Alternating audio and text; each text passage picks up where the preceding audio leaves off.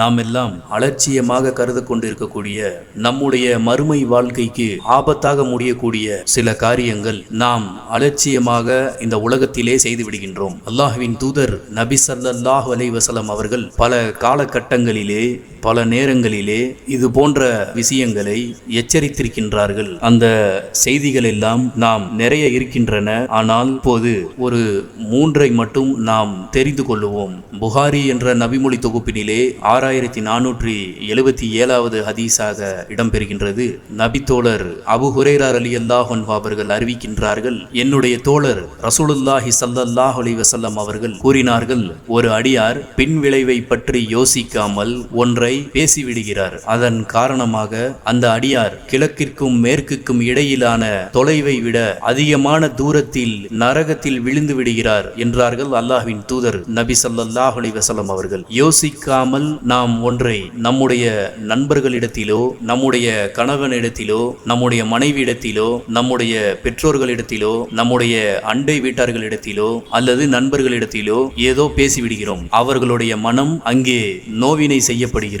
நீங்கள் யோசிக்காமல் பேசிவிடுவதன் காரணமாக கிழக்கிற்கும் மேற்கிற்கும் இடையிலான தொலைவை விட அதிகமான தூரத்தில் நரகத்தில் விழுந்து விடுகின்றார் என்று அல்லாஹ்வினுடைய தூதர் சொல்லுகின்றார்கள். இந்த உலகத்தினுடைய கிழக்கும் மேற்கும் கணக்கிட்டால் எவ்வளவு பெரிய நீளம் இருக்கும். அதைவிட அதிகமான தூரத்திலே நரகத்தின் அடி பாகத்திலே விழக்கூடிய ஒரு செயலாக நாம் யோசிக்காமல் ஒன்றை பேசிவிடுவதால் நடந்து விடுகிறது நம்முடைய மறுமை வாழ்க்கைக்கு. அடுத்ததாக அல்லாஹ்வினுடைய தூதர் நபிகள் நாயகம் ஸல்லல்லாஹு அலைஹி வஸல்லம் அவர்கள் சொல்லுகின்றார்கள், தபரானி என்கின்ற நபிமொழி தொகுப்பினிலே 10295வது ஹதீஸாக இடம்பெறுகின்றது.